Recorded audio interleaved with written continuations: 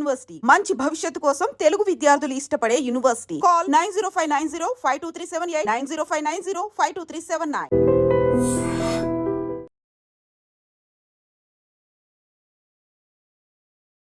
Hello guys, welcome back to iDream media. ఈరోజు మనతో ఉన్నారు ఫ్యామిలీ కౌన్సిలర్, మోటివేషనల్ స్పీకర్, అలాగే పబ్లిక్ స్పీకర్ అయిన రజనీ రమ్మ గారు. ఇక ఇప్పుడు సొసైటీలో ఈ ఫేక్ డాక్టరేట్స్ కానీ ఫేక్ డైటీషియన్స్ కానీ ఎక్కువైపోతుందని చెప్పడంలో ఎటువంటి డౌట్ లేదు. అయితే ముఖ్యంగా ప్రెగ్నెంట్ ఉమెన్ కానీ లేకపోతే కాస్త ఒబెసిటీ ఉన్న ఉమెన్ కానీ హెల్త్ బాగాలేని పర్సన్స్ ఇలాంటి డైటీషియన్స్ దగ్గరికి వెళ్ళి ప్రమాదంలోకి గురవుతున్నారనే విషయాలు చాలామంది ఆడియన్స్ మనకి కామెంట్ సెక్షన్లో మెన్షన్ చేస్తున్నారనమాట. మనకి మెయిల్స్ కూడా వస్తున్నాయి. అయితే ఈ టాపిక్ మీద ఒక క్లారిటీ తీసుకుందాము, ఒక అవేర్నెస్ పాయింట్స్ ఏంటో తెలుసుకుందాము. సో ఈ ఎపిసోడ్ చివరి వరకు చూడండి.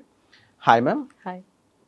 అసలు ఈ డైటీషియన్స్ అనేది ఈ కాన్సెప్ట్ వినడం కంటే ముందు నేనే చెప్తున్నా, చిన్నప్పుడు ఎప్పుడు నేను వినలా డైటీషియన్స్ గురించి. ఉన్నారో లేదో నేను తెలియదు, మిమ్మల్ని అడుగుతున్నాను.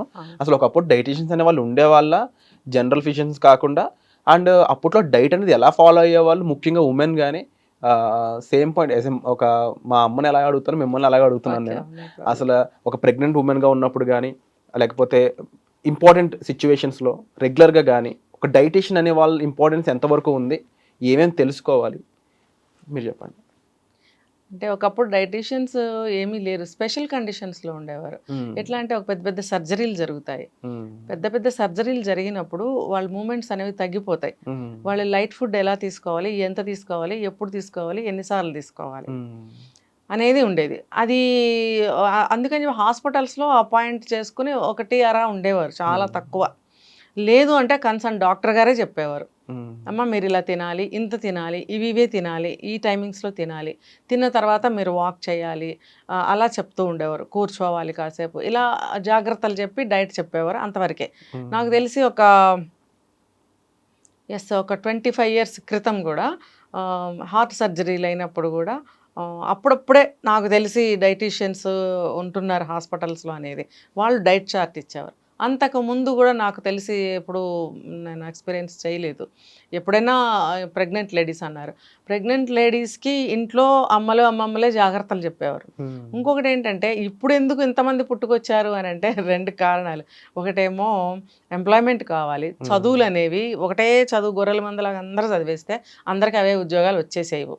మరి అందరూ అదే చదివితే మరి మిగతా డాక్టర్లు కావాలి, యాక్టర్లు కావాలి, లాయర్లు కావాలి, సీఏలు కావాలి, బోల్డ్ డిపార్ట్మెంట్లు నడవాలి కాబట్టి ఎంప్లాయ్మెంట్ కావాలి. రకరకాల చదువులు చదువుతున్నారు. ఇది కూడా వన్ ఆఫ్ ద సబ్జెక్ట్స్. ఈ న్యూట్రిషనిస్ట్ అనేది కొత్తగా వచ్చింది ఆ తర్వాత రోజులు. ఒక 25-30 ఏళ్ల నుంచి, 30 కూడా కాదు, ఒక 25 సంవత్సరాలు అక్కడి నుంచి కొత్తగా కనిపెట్టింది అనమాట ఇది. ఇలాగ మనుషులు ఈ మెకానికల్గా తయారవుతున్నారు కదా ఈ మధ్యకాలంలో. ఒక 25 సంవత్సరాల నుంచి ఏ పని పాటలు లేకుండా, సౌకర్యాలు పెరిగిపోయి, డబ్బులు ఎక్కువైపోయి, లగ్జరీలు ఎక్కువైపోయి, ఉన్న చోట నుంచి కదలకుండా రోగాలు మాత్రం బోలెడు వచ్చేస్తున్నాయి. వచ్చేసినప్పుడు వీళ్ళకి డాక్టర్ సజెషన్ ఇస్తే కుదరదు అని చెప్పి ఈ కోర్సులు చదువుకొని వీళ్ళు కూడా ఒక డాక్టర్స్ లాగా హాస్పిటల్స్లో అపాయింట్ అయ్యేవారు అప్పట్లో. ఓకే. ఇప్పుడు ఏంటి, ఎక్కడ పడితే అక్కడ క్లినిక్స్ వచ్చేస్తున్నాయి. ఒక డైటీషియన్ అని, అదని ఇదని, ఎవ్రీ హాస్పిటల్స్లో అయితే ఎవ్రీ వింగ్కి ఉంటున్నారు. సో ఇప్పుడు విడిగా కూడా క్లినిక్స్ వస్తున్నాయి. వీళ్ళేంటి, ఇప్పుడు ఫిగర్ ఎక్కువైపోయింది. తర్వాత ఈ రోజుల్లో సినీ ఫీల్డ్ని కూడా తీసుకుంటే వాళ్ళకి ఖచ్చితంగా కావాలి కాబట్టి అలా మొదలైందని కూడా అనుకోవచ్చు. ఇది ఎక్కడ పుట్టింది, ఎప్పుడు పెరిగింది అనేది మనం ఖచ్చితంగా దాఖలాలు మనకేం తెలియదు. కాకపోతే మార్పు అనేది దాదాపు ఒక 25 సంవత్సరాల నుంచి. అంత క్రితం సినిమాలు తీసుకుంటే మరి యాక్టర్స్ అందరూ లావుగానే ఉండేవారు, హీరోలు కానీ హీరోయిన్స్ కానీ. ఎవరు కూడా మెరుపు తీగల్లాగా ఎవరు లేరు. ఉన్న వాళ్ళు బై బర్త్ తీరు అలా ఉన్న యాక్టర్స్ ఉన్నారు అంటే పాతకాలంలో. ఇప్పుడు అందరూ సన్నగానే ఉంటున్నారుగా, అమ్మ వయసుల వాళ్ళు సన్నగానే ఉంటున్నారు, అమ్మమ్మ వయసుల వాళ్ళు సన్నగానే ఉంటున్నారు, హీరోయిన్లు సన్నగానే ఉంటున్నారు. ఏంటంటే వీళ్ళు మొత్తం అందరూ కూడా ఫిగర్ పెట్టుకొని వాళ్ళు డైట్ జాగ్రత్తగా తీసుకుని జిమ్ములు చేసి ఎక్సర్సైజులు చేసి కాపాడుకుంటున్నారు ఫిగర్స్ని. అయితే దీనికోసం అని చెప్పి ఈ కోర్సు బాగా చదవడము, క్లినిక్లు పెట్టుకోవడము, ఈచ్ ఎవ్రీ ఆర్టిస్టు ఒక డైటీషియన్ అపాయింట్ చేసుకోవటము, జస్ట్ ఫర్ ఎంప్లాయ్మెంట్ అనుకోండి, వాళ్ళకు కూడా ఒక ఎంప్లాయ్మెంట్ ఉంటుంది. సరే, ఈ మార్పుల కోసం ఇలా జరిగింది. అయితే డబ్బులు ఉన్న వాళ్ళకి మెయిన్గా ఇది. మిగతా వాళ్ళందరూ ఏమైపోవాలి, ఇప్పుడు నార్మల్గా స్టూడెంట్స్ ఉంటారు, తల్లులు ఉంటారు, ప్రెగ్నెంట్ లేడీస్ ఉంటారు, అనారోగ్యంతో ఇంట్లో ఉన్న పెద్దవాళ్ళు ఉంటారు. వీళ్ళకి కూడా అవసరమే పడుతుంది కాబట్టి అలా సలహాలు తీసుకొని డైట్ కాపాడుకోవటంలో తప్పు లేదు. ఉమ్, దీనికంటే ముందు వెనక్కి వెళ్తే అప్పుడు ఏమీ లేవు. ఉమ్, అప్పుడు ఎలా ఏంటంటే ఒళ్ళోంచి అందరు పనులు చేసుకునేవారు, ఎవరి పనులు వాళ్ళు చేసుకునేవారు. చేసుకోవటం వల్ల అనారోగ్యాలు ఏమి వచ్చేవి కాదు. బాడీలు బొద్దుగా ఉన్నా అనారోగ్యం అయితే ఉండేది కాదు. శుభ్రంగా తినేవాళ్ళు, అన్ని పనులు వాళ్ళే చేసుకునేవాళ్ళు. బయటికి వెళ్ళిన స్కూళ్ళు, చదువులు, కాలేజీలు అందరికీ ఉన్నాయి కానీ ఎవరి పనులు వాళ్ళు చేసుకుంటూ ఆరోగ్యాన్ని జాగ్రత్త పెట్టుకునేవారు. ఇంట్లో నార్మల్గా తింటూ. ఇంకా ప్రెగ్నెంట్ లేడీస్ అంటే తల్లులు సలహా ఇస్తూ వాళ్ళకి నార్మల్ డైట్ ఇస్తూ వాళ్ళని కూడా అన్ని పనులు డెలివరీ ఇంకో అరగంటలో పెయిన్స్ వస్తాయి అనగా కూడా వీళ్ళతో అన్ని పనులు చేయించేవారు. ఉమ్, ఒకవేళ పుట్టింటికి ఎవరు వెళ్ళలేదు డెలివరీకి, వాళ్ళ ఇంట్లో వాళ్ళే ఉన్నారంటే కూడా హాస్పిటల్లో అడ్మిట్ అయ్యే ముందు క్షణం వరకు ఏం పనులు ఉన్నాయి అన్ని పనులు చేసుకున్నారు. బట్టలు ఉతుక్కున్నారు, గిన్నెలు తోముకున్నారు, ఇల్లు ఉడుచుకున్నారు, తోముకున్నారు, కడుక్కున్నారు. ఇంకో పిల్ల పాప ఉంటే వాళ్ళని చూసుకున్నారు. టైంకి భర్తకు అన్నీ వండి పెట్టేవారు. అన్నీ నార్మల్గా జరిగాయి. పెయిన్స్ వచ్చినాయంటే అప్పుడు హాస్పిటల్కి తీసుకెళ్ళేవారు. అంటే ఇప్పుడున్న డైటీషియన్స్లో కూడా ఏమైపోయింది అంటే అంటే ఒక ప్రాపర్ సర్టిఫైడ్ డైటీషియన్ని ఎవరు తప్పు అనడం లేదు. లేదు. బట్ కొంతమంది మాత్రం ఉమ్. అంటే సమాజంలో గౌరవం కోసమో తెలియదు, అంటే రాంగ్ ప్రూఫ్స్ క్రియేట్ చేయడం ఎంతవరకు కరెక్ట్ అంటారు? ఒక సర్టిఫైడ్ గవర్నమెంట్ సర్టిఫికేషన్ లేని ఒక యూనివర్సిటీయో ఏదో ఉమ్. ఒక డాక్టరేట్ని ఇస్తారు. అంటే ఎగ్జాంపుల్ చెప్తాను మీకు. ఇప్పుడు మెగాస్టార్ చిరంజీవి గారికి డాక్టరేట్ ఉంది. ఉమ్. అలా అని చెప్పేసి ఆయన డాక్టర్ చిరంజీవి గారు అని పిలవడానికి ఆయన డాక్టర్ అనడానికి తేడా ఉంటుంది. అవును, అవును. అలాగే అంటే ఇప్పుడు డాక్టరేట్ తీసుకున్న ప్రతి పర్సన్ డాక్టర్ కాదు కదా. కాదు. సో దాని యొక్క ఇన్నర్ మీనింగ్ని అర్థం చేసుకోవాలి చాలామంది. ఇలా కొంతమంది డాక్టరేట్ని కొని వాళ్ళ పేరు ముందు పెట్టుకొని దాన్ని డైటీషియన్లోకి మార్చుకోవడం ఎంతవరకు కరెక్ట్ అంటారు? ఇలాంటి వాళ్ళతో డేంజర్ ఏంటి? ఇప్పుడు నాకు మెడికల్ అన్నీ తెలుసండి, వైద్యం గురించి. ఇప్పుడు నేను వెళ్ళి డాక్టర్ నన్ను బోర్డు పెట్టుకుంటే అది నడుస్తుందా? అఫ్కోర్స్ నేను చెప్పగలగచ్చు, దీనికి ఇది వేసుకోండి, నేను ఇంజెక్షన్ కూడా చేయొచ్చు, నేను ఇంజెక్షన్ చేసేస్తాను, మీకు అన్ని మందులు ఇచ్చేస్తానని క్లినిక్ ఓపెన్ చేసుకుంటే అది చెల్లదు. ఎందుకంటే అది చట్టరీత్యా నేరం. ఏదన్నా అగ్రివేట్ చేస్తే పేషెంట్కి మనకి శిక్షలు ఏ రేంజ్లో ఉంటాయి? ఒక ప్రాణహానే జరిగింది, అప్పుడు ఒక ప్రాణాన్ని మనం తిరిగి ఇవ్వగలం, అది హత్య కింద సమానమే కదా. అప్పుడు శిక్షలు ఏ రకంగా ఉంటాయి, ఏ రేంజ్లో ఉంటాయి? కాబట్టి ఏదైనా సరే మన జెన్యూన్గా ఒక సర్టిఫికేట్ ఉన్నప్పుడే మనం ఆ పని చేయాలి, లేకపోతే చేయకూడదు. ఇప్పుడు ముఖ్యంగా ప్రాణాలతో చెలగాటం.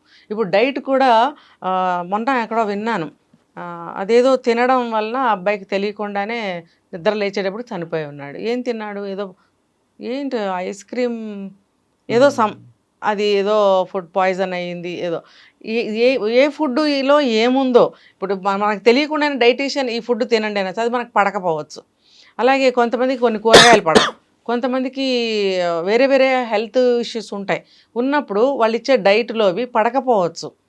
అది సైనస్ అవ్వచ్చు, దగ్గుకు సంబంధించింది అవ్వచ్చు, లేకపోతే స్కిన్ ఎలర్జీలు కావచ్చు, లేకపోతే లోపల ఆల్రెడీ వాళ్ళకి ఏదైనా కొంచెం సిక్నెస్ ఏదైనా ఉంది, ఒక జబ్బు ఏదైనా ఉందనుకోండి, ఈ డైట్ ఫాలో అయ్యారనుకోండి, అది ఇంకా బయట పడలేదు, అదే టైంలో వీళ్ళు డైట్ స్టార్ట్ చేద్దాం అనుకుని వెళ్ళి ఉండొచ్చు, అది తీసుకుంటారు, దీనికి అది పడలేదనుకోండి, ఏదైనా అయితే. అందుకని నిజమైన డాక్టర్ అయితే దానికి సంబంధించిన ఖచ్చితమైన టెస్టులు ఉంటాయి, అడుగుతారు. ఇప్పుడు మనం కూడా ఏదైనా హాస్పిటల్కి వెళ్తే మీకు ఈ ఇంజెక్షన్ సరిపడుతుందా, మీకు ఈ ట్యాబ్లెట్ సరిపడుతుందా అని మనల్ని అడుగుతారు కొన్ని హాస్పిటల్స్లో. అది కంపల్సరీ. అది తెలియకుండా ఏదంటే అది ఇచ్చేస్తే మనం ఏమైపోతాం? అంటే ఒక ఫుడ్ ఇలా తీసుకుంటే ఇలా జరుగుతుందని తెలిసే అవేర్నెస్ వేరు, అవును, ఒక పర్సన్కి ఈ ఫుడ్ ఇవ్వడం కరెక్టా కాదు తెలుసుకునే ఆ నాలెడ్జ్ వేరు అని నాలెడ్జ్ చెప్పొచ్చు. వేరు ఖచ్చితంగా.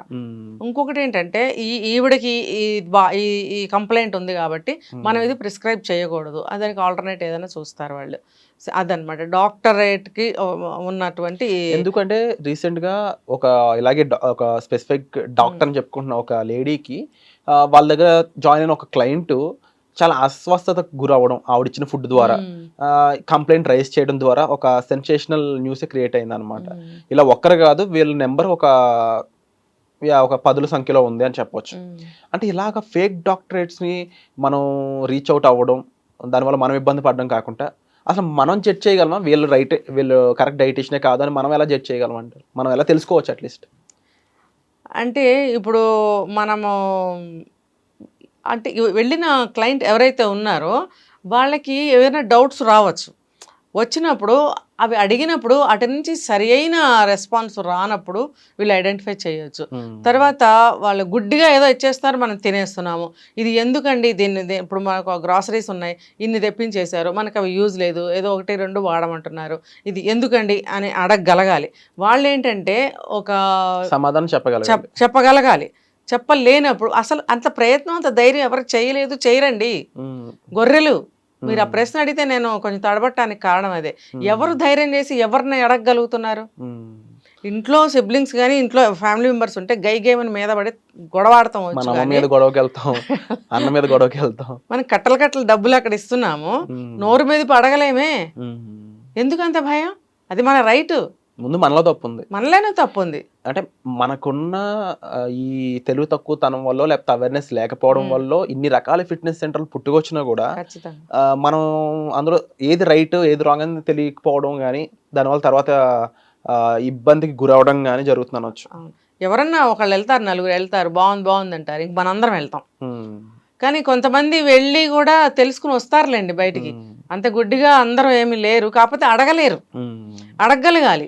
అంటే వాళ్ళ లాంగ్వేజ్ లో, అంటే డైటీషియన్ లాంగ్వేజ్ లో చెప్పాలన్నా కూడా ఇప్పుడు కార్బ్స్ తింటే ఇలా జరుగుతుంది, ప్రోటీన్ తింటే ఇలా జరుగుతుంది అని బేసిక్ నాలెడ్జ్ అనేది మనకు కూడా ఉండడం అనేది ఇంపార్టెంట్ అని ఉండాలి కదా. ఇప్పుడు కొంతమందికి అస్సలు ఉండదండి. ఇప్పుడు ఇంత బ్రహ్మాండంగా చదువుకుంటారు, పెద్ద పెద్ద ర్యాంక్స్లో జాబ్ చేస్తుంటారు, కానీ మీరు అడిగిన ఇది నాలెడ్జ్ వాళ్ళకు ఉండదు. ఇప్పుడు మినిమం కదా అది. ఇప్పుడు ఈ రోజుకి కూడా ఇంత అన్నం పెట్టుకుని తినేసేవాళ్ళు ఉన్నారు. ఇప్పుడు ఇంత లావ్ అయిపోతూ ఉంటారు, బ్రహ్మాండం మంచి జాబ్ చేస్తూ ఉంటారు, మంచి డబ్బులు స్టేటస్ అన్నీ బాగుంటాయి, కానీ ఈ అలవాట్లు వాళ్ళు మానుకోలేరు. రెండోది ఏంటంటే దాని గురించి లాభ నష్టాలు తెలియకపోవడం. అది షుగర్ కంప్లైంట్స్ ఉన్న వాళ్ళు కూడా శుభ్రంగా బాగా తినేసేవాళ్ళు కూడా ఉన్నారు. ఏంటంటే మేము రెండే కారణాలు, ఒకటి తెలియకపోవడం, ఒకటేమో ఉండలేం. సో దీనికి ఓవరాల్గా కన్క్లూజన్ కానీ సొల్యూషన్ కానీ ఏమనొచ్చు? మన సైడ్ నుంచి ముందు మనకి ఆ నాలెడ్జ్ కానీ లేకపోతే ఆ క్వశ్చనింగ్ కానీ మనం జాగ్రత్తగా చూసుకొని మేనేజ్ చేసుకుని ముందుకు వెళ్ళడం అనేది ఇంపార్టెంట్ అనొచ్చు. ఇప్పుడు ఏ డాక్టర్ని అయితే మనం కన్సల్ట్ చేస్తామో, షుగర్ ఉందండి మనకి, లేకపోతే ఏదైనా హార్ట్ కంప్లైంట్ ఉంది, లేకపోతే లోపల ఇంటర్నల్ ఏదైనా ఎనీ కంప్లైంట్ ఉన్నప్పుడు మనం కన్సల్ట్ డాక్టర్ దగ్గరికి వెళ్తాం.